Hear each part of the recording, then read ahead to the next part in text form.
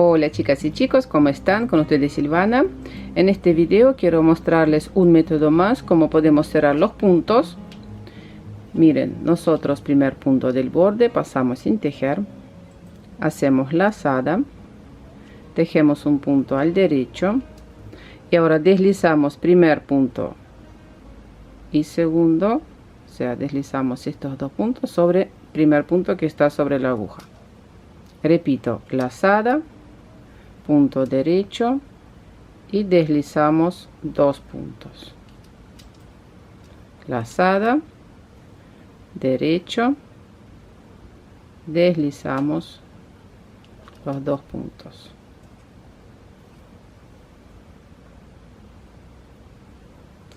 Es un buen método para cerrar las prendas, cualquier tipo de prenda, especialmente chales, especialmente bufandas.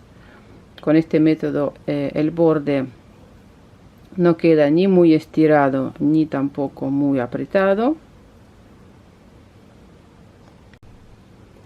Bueno, corazones, eso fue todo por hoy. No se olviden de suscribirse a mi canal, dejen sus comentarios y nos vemos en mis próximos videos. Un abrazo a todos. Chao, chao.